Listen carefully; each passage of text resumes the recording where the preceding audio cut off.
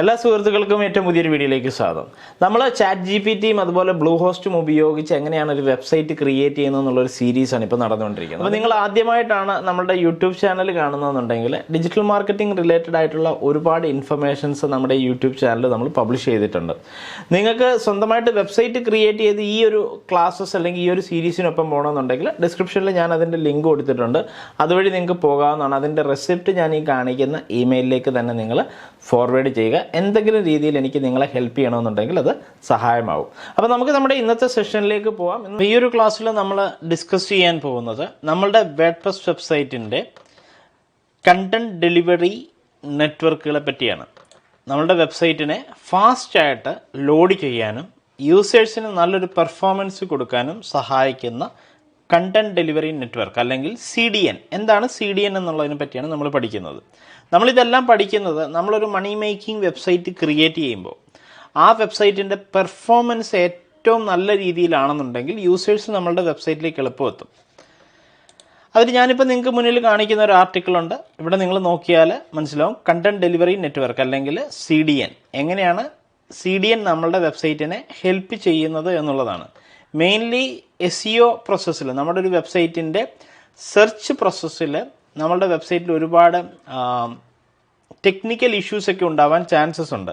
അപ്പോൾ അതിനെയൊക്കെ ഹെൽപ്പ് ചെയ്യാൻ നമുക്ക് CDN ഒരുപാട് യൂസ്ഫുൾ ആവും. ടെക്നോളജിക്കലി നമ്മുടെ വെബ്സൈറ്റിൽ ഉണ്ടാവാൻ പോകുന്ന എറേഴ്സിനെ സോർട്ട് ഔട്ട് ചെയ്യാനായിട്ടും നമ്മുടെ വെബ്സൈറ്റിൻ്റെ വേർഡ്പ്രസ് വെബ്സൈറ്റിൻ്റെ പെർഫോമൻസിനെ സോർട്ട് ഔട്ട് ചെയ്യാനുമൊക്കെ CDN നമുക്ക് വളരെ യൂസ്ഫുൾ ആണ്.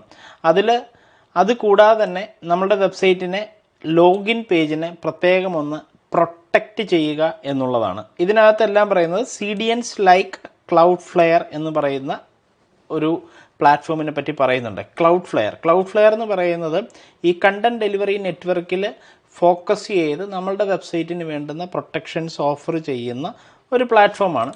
ഇപ്പോൾ ഈ കാണുന്നതാണ് ക്ലൗഡ്ഫ്ലെയർ. ഒരുപാട് സൈറ്റുകളും വേൾഡിലുള്ള ഒരുപാട് സൈറ്റുകളും ക്ലൗഡ്ഫ്ലെയറിൽ ഡിപ്പെൻഡ് ചെയ്ത് നമ്മളുടെ വെബ്സൈറ്റിനെ പ്രൊട്ടക്റ്റ് ചെയ്യുന്നതാണ്. അപ്പോൾ ഈ ക്ലൗഡ്ഫ്ലെയറിനെ പറ്റിയാണ് ഇവിടെ പറഞ്ഞുകൊണ്ടിരിക്കുന്നത്. അപ്പോൾ നമ്മളുടെ വെബ്സൈറ്റിൽ ഉണ്ടാകാവുന്ന ചില അറ്റാക്കുകൾ, അതുപോലെ തന്നെ DDoS പ്രൊട്ടക്ഷൻ എന്ന് പറയുന്ന ഒരു ഡബിൾ ലെയർ പ്രൊട്ടക്ഷൻ ഉണ്ട്. അപ്പോൾ ആ ഒരു പ്രൊട്ടക്ഷൻ നമ്മളുടെ വെബ്സൈറ്റിന്, അതുപോലെ തന്നെ SSL സർട്ടിഫിക്കറ്റ്സ് നമുക്ക് പ്രൊവൈഡ് ചെയ്യും. പക്ഷേ ബ്ലൂഹോസ്റ്റിൽ നിന്ന് നമുക്ക് ഓൾറെഡി SSL സർട്ടിഫിക്കറ്റ് ഉള്ളതുകൊണ്ട് നമുക്കതിൻ്റെ ആവശ്യമില്ല.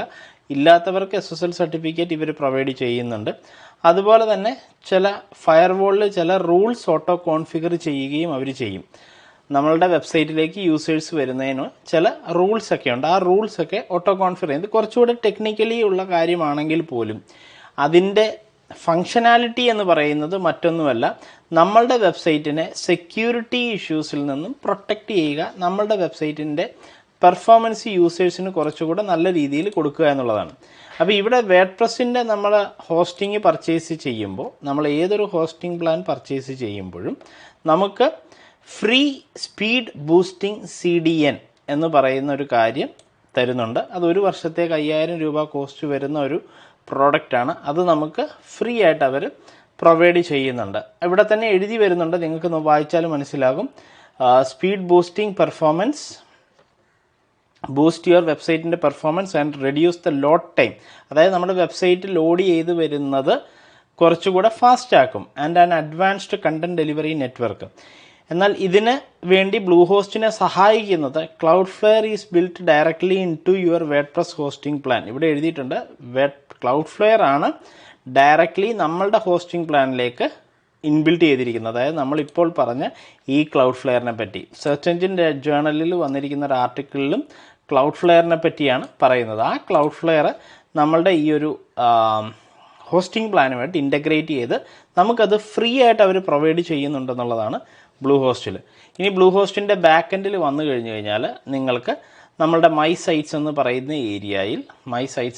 ഏരിയയിൽ നമ്മുടെ വെബ്സൈറ്റിൻ്റെ പെർഫോമൻസ് ഏരിയ ഉണ്ട്. ഈ പെർഫോമൻസ് ഏരിയയിൽ വന്നു കഴിഞ്ഞാൽ ക്ലൗഡ്ഫ്ലെയർ ബേസിക് എന്ന് പറയുന്ന ഒരു ഓപ്ഷൻ ഇവിടെ കാണാൻ സാധിക്കും. ഇതിൻ്റെ ഒരു ബേസിക് പ്ലാൻ, അതായത് ക്ലൗഡ്ഫ്ലെയറിൻ്റെ ഒരു ബേസിക് പ്ലാൻ നമ്മളുടെ വെബ്സൈറ്റിലേക്ക് നമുക്ക് ഇൻ്റഗ്രേറ്റ് ചെയ്യാനായിട്ട് സാധിക്കും. അത് എന്തിനാണ് ചെയ്യുന്നതെന്ന് വെച്ചാൽ ക്യാഷിങ്, നമ്മളുടെ വെബ്സൈറ്റിൻ്റെ ലോഡിങ്, അതായത് ക്യാഷിങ് യൂസേഴ്സിനുള്ള ഡെലിവറി ചെയ്യാനുള്ള ടൈം, ലോഡ് ടൈം എന്ന് പറയുന്നത് നമ്മളുടെ വെബ്സൈറ്റിൻ്റെ ഒരു കോപ്പി സ്റ്റോർ ചെയ്യുകയും യൂസേഴ്സിൻ്റെ ബ്രൗസറിൽ സ്റ്റോർ ചെയ്യുകയും ആൻഡ് ആ വിസിറ്റേഴ്സിന് അത് എളുപ്പം ആക്സസ് ചെയ്യാനായിട്ട് ഓട്ടോമാറ്റിക്കലി കൊടുക്കുകയും ചെയ്യുന്നൊരു പ്രോസസ്സായിരിക്കും ഈ ക്യാഷിംഗ് എന്ന് പറയുന്നത്.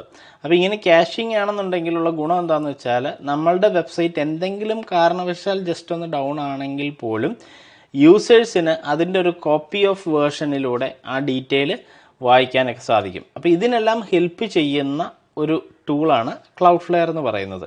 അപ്പോൾ ഈ ക്ലൗഡ്ഫ്ലെയർ നമ്മളുടെ ഷെയർഡ് ഹോസ്റ്റിംഗ് പ്ലാനുമായിട്ട് ഫ്രീ ആയിട്ട് ഇൻ്റഗ്രേറ്റ് ചെയ്തിട്ടുണ്ട്. ഷെയർഡ് ഹോസ്റ്റിംഗ് പ്ലാൻ നിങ്ങൾക്ക് ചൂസ് ചെയ്യുമ്പോൾ അത് ഉപയോഗിക്കാവുന്നതാണ്.